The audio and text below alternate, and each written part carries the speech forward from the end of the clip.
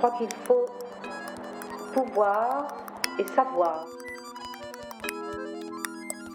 refaire sa vie. Passionnante et passionnée, talentueuse, amoureuse des mots et de la littérature, Marianne Bassler arpente les planches des scènes de théâtre, les plateaux de cinéma ou encore les studios de doublage depuis de nombreuses années.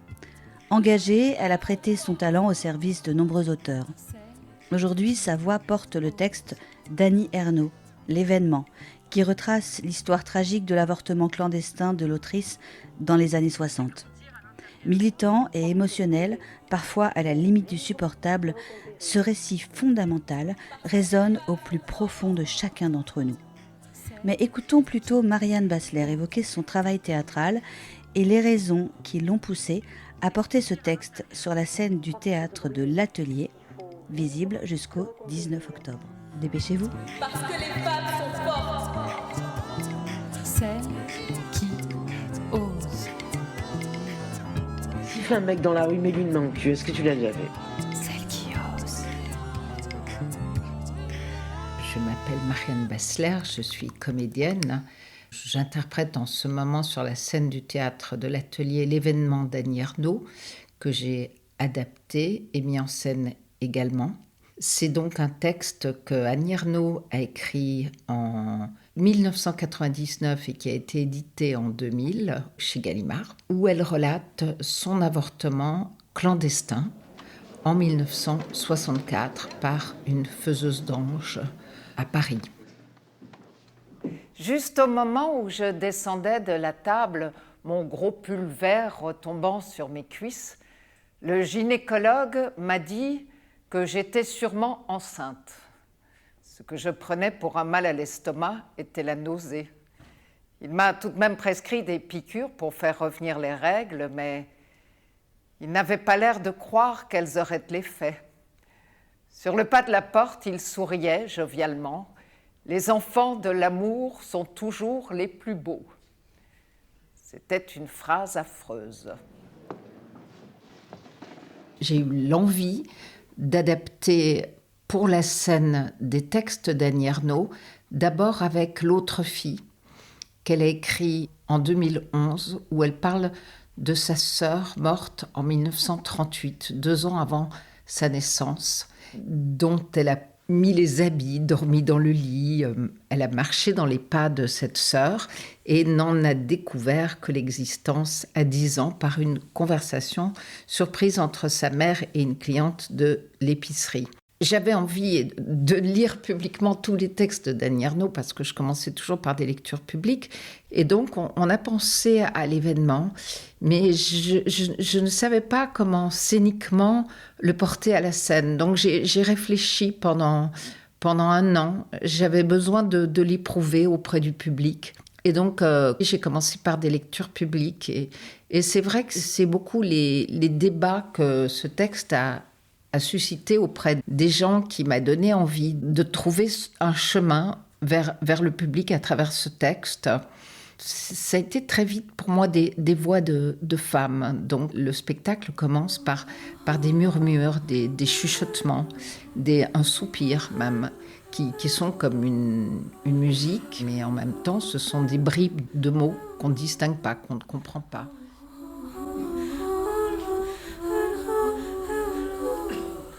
J'ai été très vite frappée par cette possibilité pour les femmes à disposer de leur corps.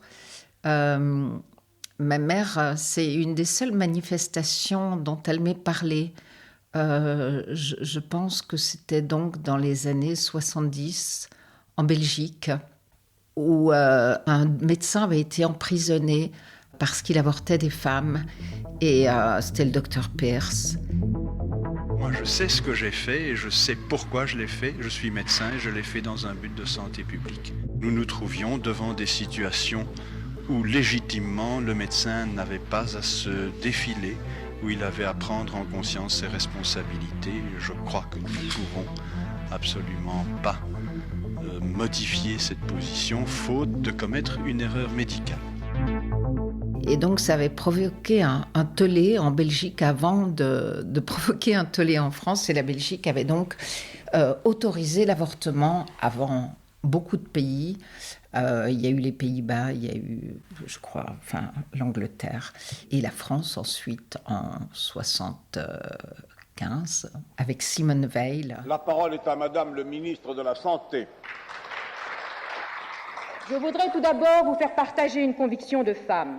Je m'excuse de le faire devant cette assemblée presque exclusivement composée d'hommes. Aucune femme ne recourt de gaieté de cœur à l'avortement. Il suffit d'écouter les femmes. C'est toujours un drame. C'est toujours un drame. Cela restera toujours un drame. Donc, moi, très très jeune, j'ai entendu parler de ce droit des femmes. Et ça m'avait beaucoup impressionnée. Parce qu'évidemment, j'étais trop petite pour comprendre. Et ma mère était plutôt une femme au foyer traditionnelle. Mais elle avait des espèces de fulgurances féministes qu'aujourd'hui, je trouve très belles. Je pense finalement lui devoir beaucoup. Elle est évidemment plus âgée qu'Annie Ernaux, puisqu'elle est née en 1932. Mais cette différence compte. Annie Ernaux a connu sa jeunesse quand il y avait une liberté qui arrivait sur le monde. Ma mère, elle était déjà une femme au foyer, elle était déjà une femme gelée. Quand cette libération des mœurs est tombée sur l'Europe, en tout cas parce qu'on ne peut pas dire sur le monde, sur beaucoup de pays du monde. Voilà, on ne peut pas dire que ce soit un chemin aussi personnel qu'Annie Ernaux, mais en tout cas, il est clair que les combats d'Annie Ernaux sont les miens et que, faute d'écrire, je suis heureuse de raconter ma vérité à travers la sienne parce que son chemin en tant qu'écrivain est le mien en tant qu'actrice, c'est-à-dire que j'ai envie de me rapprocher toujours au plus près de la vérité et dire des choses qui me tiennent à cœur. Et tant que je peux le faire, je tente de le faire. Là, on m'a demandé récemment d'incarner Simone de Beauvoir et de dire ce magnifique discours qu'elle a tenu pendant le procès de Bobigny, aux côtés de Gisèle Halimi, pour défendre les accusés, parce qu'elle était présidente de l'association qu'elle dirigeait avec Gisèle Halimi. Je dirais d'ailleurs que là-dessus, sur la question de l'avortement, c'est une chose dont nous, les féministes, nous pouvons être assez fiers, parce que finalement, je me demande si cette loi aurait eu lieu, si elle n'avait pas commencé par signer le manifeste des 343, on nous a appelé quelquefois les 343 salopes, le manifeste où nous disions que dans notre vie, nous étions toutes faites avorter. Des femmes connues, des femmes moins connues. Après ça, il y a eu le procès de Bobigny, qui était également une grande mobilisation de l'opinion. Il y a eu des quantités de manifestations dans les rues, sur les boulevards, etc., pour réclamer la liberté de l'avortement. Et je pense que, comme c'est un point sur lequel, justement, les barrières de classe ont pu être franchies, parce que ça intéresse aussi bien l'ouvrière que la bourgeoise, ce problème-là, eh bien, je pense que là-dessus, on a pu justement arriver à faire une pression considérable sur un gouvernement, même aussi, disons, classique et pour l'ordre et conservateur que celui-ci. Je crois que quand on est un acteur, on a une vision de la pièce dans laquelle on joue déjà. J'en ai joué beaucoup. J'ai commencé il y a très longtemps, parce que j'ai commencé à 14 ans. Et il y a bien longtemps, je ne peux pas dire exactement quand, j'ai commencé à lire des textes publiquement, adapter des romans, à faire les découpages, comme on dit, il y a très longtemps. Et j'adore ça parce que ça me permet de rentrer dans un auteur, de le découvrir sans nécessairement passer par la case mémoire, qui pourtant est une étape que j'adore, mais ça me permet d'aborder plus de textes, tout simplement, parce que faire comme je le fais avec l'événement, c'est des années de ma vie, finalement. L'autre fille d'Annie Ernaux, c'est 6 ou 7 ans de ma vie. Et une lecture, c'est un mois peut-être, parfois plus d'ailleurs, parce que parfois, ça prend énormément de temps d'adapter un texte. C'est une gageure tant au niveau du récit que du niveau de la langue. Donc, si on veut sauvegarder le sens et qu'on découpe trop, on perd la langue. Donc, c'est des choix qui sont très, très difficiles à faire. Et le choix que j'ai fait dans l'événement, c'est de garder les longueurs. Et quand je découpe, donc que je trahis quelque part l'œuvre d'Annie Ernaux parce que je fais des raccourcis, les remplacer par des ellipses scéniques, hein, pas nécessairement des noirs, mais des déplacements, des temps, des silences, des sons. Donc c'est un travail que je fais depuis pas mal d'années. Et quand on passe du temps avec un auteur, quand on passe du temps avec un texte, la mise en scène s'impose d'elle-même sans idée préconçue. Un metteur en scène qui arrive et qui dit « je vais mettre en scène », j'ai le sentiment que le risque parfois, et c'est ce que j'ai ressenti quand j'ai cherché un metteur en scène, j'étais tombée sur quelqu'un qui m'avait dit « ah oui, mais moi je veux que la manière de dire le texte soit comme ci ou comme ça », mais pour moi c'était pas dans le texte. Et je ne savais pas encore ce qui était dans le texte, mais je savais que j'allais prendre beaucoup de temps pour le découvrir et pour trouver mon chemin dans ce que j'allais découvrir dans le texte. Et je savais que je ne pouvais pas composer avec une vision plaquée. Donc, j'ai fini par avancer seule, tout en hésitant longuement à demander à quelqu'un d'autre de m'aider dans la mise en scène. Et celui qui s'est imposé, c'est Jean-Philippe Puy-Martin, avec qui j'ai beaucoup travaillé. Et voilà pourquoi, petit à petit, je signe la mise en scène. J'ai un regard, mais le regard de quelqu'un qui va dans mon sens, qui ne m'a pas dit « il faut faire ça » ou on discutait. Le chemin a été assez long, mais en général, j'ai avancé lentement en sachant vers quoi je voulais aller et je sais exactement pourquoi j'ai fait ces choix-là, en fait. Et ils se sont imposés souvent par hasard. On a fait une lecture dans une librairie à Port-Ventre et c'est un peu les accidents de parcours qui m'ont dicté le chemin. Les rencontres aussi, la rencontre avec cette jeune femme qui est musicienne, mais dont la musique ne sont que des souffles, des plaintes, des murmures. C'est une musicienne que j'ai découvert par hasard en faisant une autre lecture, la veille du jour où on a finalisé la décision de porter l'événement sur la scène du théâtre de l'Atelier. Ça a été comme un signe, en fait. J'ai reçu beaucoup de décisions, de choix comme des signes du destin, curieusement, comme si je devais me mettre en condition de provoquer la survenue d'événements que m'apporte le hasard et de faire mon choix, de voir lesquels je retiens. Mais c'est vrai que c'est une mise en scène qui s'est faite avec un public aléatoire, un public de rencontres, un public de lecture, public dans des bibliothèques, dans les librairies, dans des festivals. C'est comme ça que ça s'est fait, et non pas en réfléchissant autour d'une table.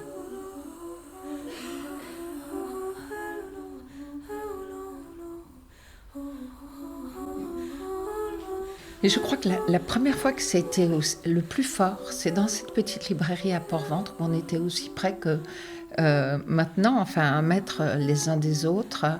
Et c'était d'une force inouïe. Et je crois que c'est ce jour-là que j'ai compris que j'allais continuer, en fait. Que, comme elle dit, que maintenant elle est décidée d'écrire ce texte jusqu'au bout. Ce jour-là, je me suis vraiment décidée à le porter à la scène, mais je ne sais pas, j'hésitais. Je savais que ça avait été déjà fait, donc je voulais trouver ma force, ma légitimité. Voilà, la raison de le faire, je l'ai trouvée assez rapidement. Entre le moment où on s'est dit ça et le moment où je l'ai fait, il y a eu cette inscription dans la Constitution et le monde a changé. Donc, avant ça, c'était moins clair pour moi de la nécessité aujourd'hui de remonter ce texte.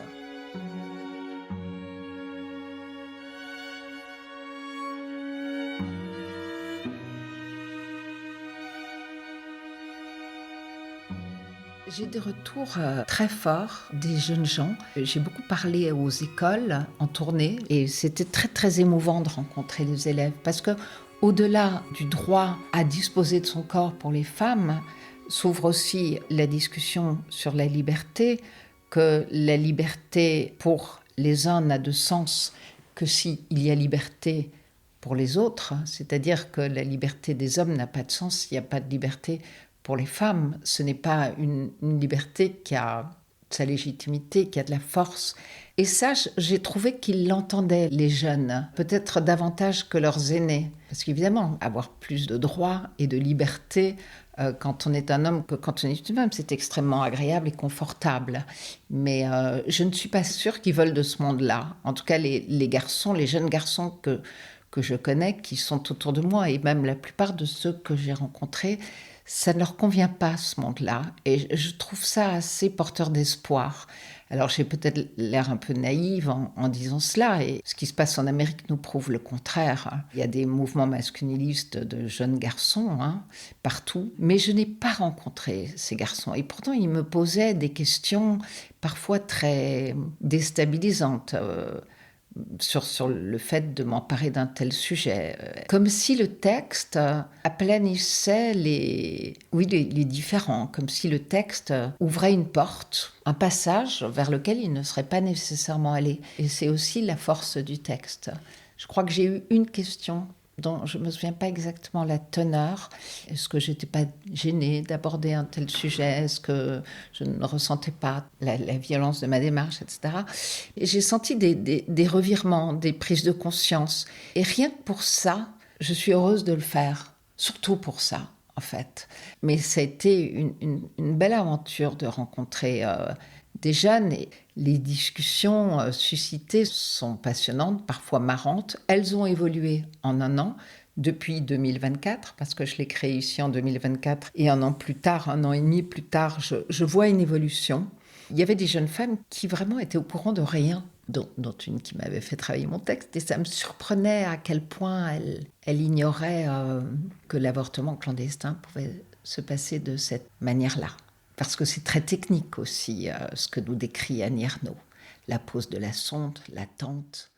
Je ne sais plus combien de temps cela lui a pris pour enfoncer la sonde. Je pleurais.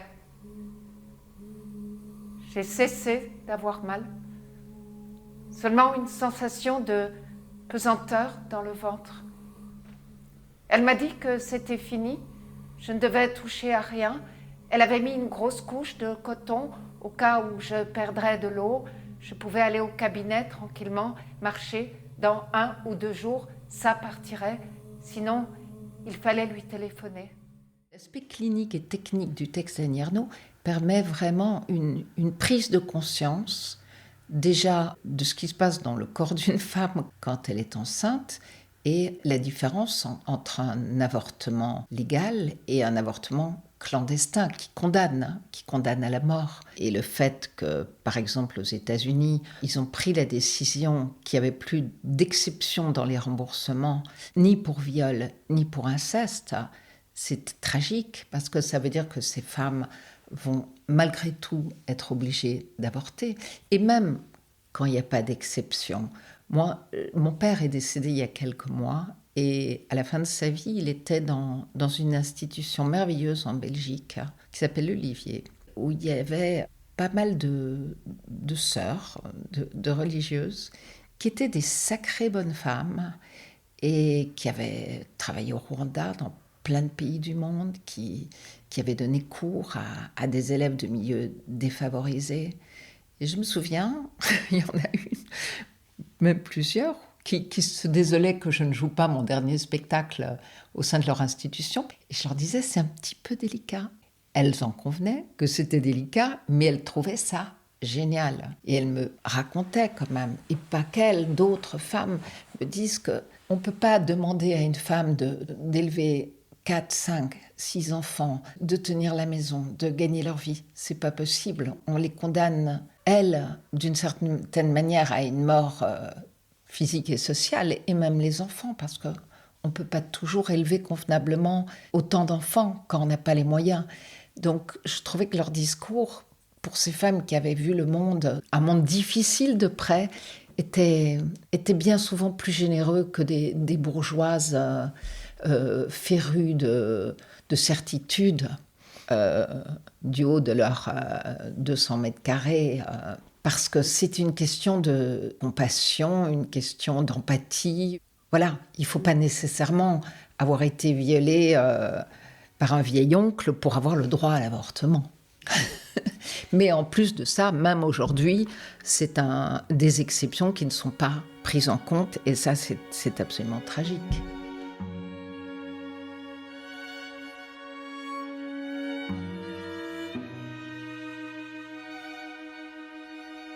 Pratiquement tous les soirs, quand je joue ce texte, régulièrement des gens s'évanouissent dans la salle, des femmes et des hommes. Il y a un homme un jour qui s'est trouvé mal, alors le pauvre il est tombé en plein dans la porte, donc c'était un peu compliqué. Il paraît que sa femme ne s'est pas levée, c'est les ouvreuses qui ont dû le dégager. Et je ne pense pas, moi, que les femmes qui se sentent mal ou les hommes qui se sentent mal sont donc des personnes qui étaient elles-mêmes concernées par l'avortement. Je me souviens que moi, au début, quand je le lisais, je m'étais enregistrée pour mes minuter. Et je me souviens que j'étais toujours obligée de m'arrêter un moment. Je n'arrivais pas à continuer. Et j'étais très gênée parce que je regardais mon enregistreur comme un témoin de cette incapacité, alors que j'ai effacé évidemment depuis bien longtemps tous ces enregistrements. Mais je n'étais pas capable de continuer. Et je butais toujours sur le même moment. Ainsi, j'étais capable de fabriquer ça. Nous regardons le corps minuscule, avec une grosse tête. Sous les paupières transparentes, les yeux font 2 taches bleues. On dirait une poupée indienne. Nous regardons le sexe. Il nous semble voir un début de pénis. Ainsi, j'ai été capable de fabriquer cela. J'arrivais pas à continuer. Et après, évidemment, il y a l'apprentissage du texte. On maîtrise l'émotion, bien entendu. Je pense que les gens sont percutés tous par différents moments. Je ne pense pas que ce soit les moments, entre guillemets, plus gore, plus violents. Je pense qu'on a tous quelque chose en nous qui est touché par ce texte. Et je ne pense pas uniquement que le texte nous touche quand il rejoint une expérience personnelle. Puis les expériences de cet ordre sont tellement multiples. On a toutes vécu au niveau des grossesses, que ce soit les femmes et même les hommes, parce que les hommes aussi ont connu des expériences, ont renoncé à des enfants, découvrent aussi le chemin qui est celui de leurs compagnes de l'époque, qu'ils n'ont peut-être jamais revu d'ailleurs. Donc je pense qu'on peut buter sur des choses extrêmement différentes, qu'elles soient physiques, émotionnelles. Elles rencontrent des recoins très particuliers de notre histoire personnelle, cette histoire-là. Annie Ernaux a vu d'abord la première pièce que j'ai portée à la scène, donc L'autre fille, elle l'avait vue 2 fois. Puis elle est venue à la première et elle doit revenir prochainement. Et c'est une femme très généreuse. Annie Ernaux ne m'a dit que des choses positives, encourageantes. Peut-être qu'elle a compris aussi mon appréhension par rapport à ce qu'elle pouvait penser de ce que j'avais fait de son œuvre. Je pense que beaucoup de gens me disent que je lui ressemble, mais en fait, je pense n'avoir qu'une ressemblance avec Annie Ernaux. C'est une forme de fébrilité, peut-être, qui m'arrive d'avoir. Là, en ce moment, je la relis tout le temps entre 2 représentations. J'ai relu, je ne suis pas sortie de ma nuit, j'ai relu encore ces derniers jours Une femme. Je n'ose pas relire La Place parce que j'ai perdu mon père il n'y a pas très très longtemps. Mais c'est tellement juste, c'est tellement effrayant de voir à quel point elle met les mots justes sur ce qu'on a pu vivre. Qu'à travers tous ces livres d'elle que je découvre, bien sûr, il y a ce complexe social qu'elle pouvait ressentir quand elle avait 20 ans, qui n'était pas exactement le mien, mais il y avait une fêlure dans ma famille. Voilà, je sens cette fragilité qui est différente, mais en tout cas que je comprends.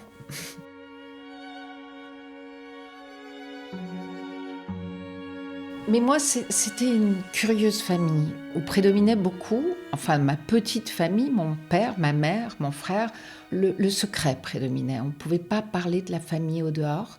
Ma grand-mère, la mère de ma mère, était écrivain. Donc c'est peut-être ça qui a créé un traumatisme chez ma mère, parce que ma grand-mère écrivain racontait pas mal d'histoires de la famille et ça a beaucoup fait souffrir ma mère. Et donc on ne pouvait pas. De voir la souffrance de ma mère face au livre de sa propre mère m'a peut-être un peu muselée, m'a peut-être donné envie de parler avec les mots des autres, d'exprimer toutes ces émotions que j'avais envie d'exprimer, mais à travers les mots des autres. J'ai toujours essayé, mais comme je suis très bavarde, j'ai du mal à parler le moins possible de ma famille et de moi. Il se trouve que maintenant, tout le monde est mort. Donc, j'avais commencé un peu même à écrire sous un pseudo. Et là, je me libère un peu. Mais les femmes qu'on comptait dans ma vie, bien sûr, c'est ma mère qui était une figure, à mon avis, un peu comme la mère d'Annie Ernaux, très flamboyante, qui avait une forme de violence, de beauté, des excès. C'était une femme très brillante, très intelligente, mais en même temps très timide. Et sa mère était écrivain, mondaine. Son mari était un homme politique socialiste. Son père était un homme politique socialiste. Ses arrière-grands-parents étaient des mineurs. Donc, il y a des origines, mineurs du Borinage, puis ascension sociale aussi, mais avant ma génération, puisque, forcément, je suis la génération d'après Annie Ernaux, et beaucoup de gens sont passés du monde industriel leurs enfants ont parfois pu vivre cet ascenseur social. Et je dois dire, il y avait des femmes extraordinaires dans ma vie. Cette grand-mère était magnifique, c'est elle qui m'a fait aller au théâtre. L'autre grand-mère, elle était institutrice, elle s'est battue, elle a permis à sa famille, à son fils et à son mari de vivre. Son mari qui avait arrêté de travailler après la crise de 29, elle était institutrice et elle était extraordinaire et elle est morte dans un accident d'avion, un avion qui s'est écrasé en Syrie. Et j'avais une tante exceptionnelle qui s'appelait Paulette Mathie Pierson, qui s'est battue, elle, pour l'indépendance de beaucoup de pays d'Afrique, qui était très proche de Nelson Mandela. Et j'avais des beaux modèles de femmes. Ma mère était un peu à l'opposé de ça, parce qu'elle était très secrète, très complexée, et en même temps volcanique. C'était pas une femme qui voulait s'exprimer publiquement, mais c'était malgré tout, toutes les quatre, des magnifiques personnages de femmes, et je fais ce que je peux pour prendre le meilleur d'elles. Ma grand-mère écrivain m'a emmenée très tôt au théâtre. Dès l'âge de 8 ans, à 10 ans, elle m'a fait découvrir Paris. Un jour, je n'ai pas pu aller au théâtre avec ma grand-mère. Je suis allée avec mon grand-père, homme politique socialiste. Et je me souviendrai toute ma vie au Salut. Il s'est levé, il s'est mis debout et il s'est mis à hurler et à insulter les acteurs.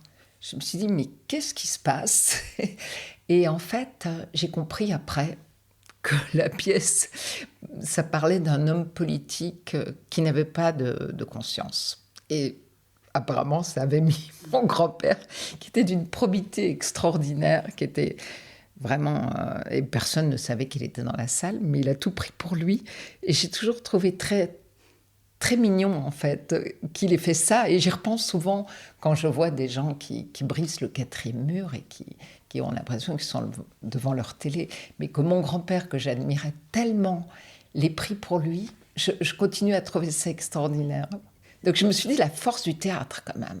Il est là avec sa petite fille de 10 ans, il se met debout et il se met à insulter et à hurler au théâtre du Parc. Je me souviens, c'était un théâtre un peu à l'italienne, comme l'Atelier, peut-être même plus grand, une salle de 800 places. Et moi, c'était le choc de ma vie, mais en même temps un choc merveilleux. Je me suis dit, ça suscite des débats dans l'agora, voilà. Celle qui ose.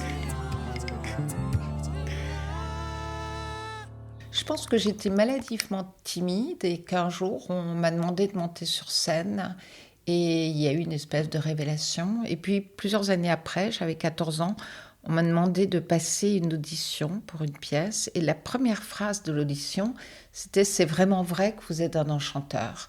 Et j'étais prise et ça s'est plus arrêté parce que je suis arrivée dans une troupe du lycée où j'étais, qui était une troupe semi-professionnelle, qui a permis des carrières magnifiques en Belgique. Des gens sont devenus directeurs de théâtre, des acteurs même qui sont partis aux États-Unis. Et donc ça a été une belle aventure. Après, j'ai fait l'histoire de l'art en même temps et petit à petit, je suis venue à Paris tout en me disant que je serais historienne de l'art. Mais non, je suis devenue comédienne. À propos de ce texte, j'ai envie de dire qu'il parle de droit, de liberté, évidemment de la liberté des femmes à disposer de leur corps, mais dans un monde où toutes les libertés sont de plus en plus menacées, ce texte est comme une fenêtre sur cette obligation de lutte pour rester dans un monde plus juste. Et c'est ici une femme qui a attendu d'avoir plus de 80 ans pour être prix Nobel, qui parle et qui est quand même une des auteurs les plus courageuses de la littérature française et de notre siècle, qui parle. Et les jeunes, ils ont besoin de cette parole aujourd'hui parce qu'ils perdent leur repère dans un monde où ceux qui ont le pouvoir en abusent, deviennent fous. C'est vrai que moi, on me demande de prendre position sur plein de conflits, mais je ne peux pas. Mais dire le texte d'Annie Ernaux, je peux, je le veux et je le dois.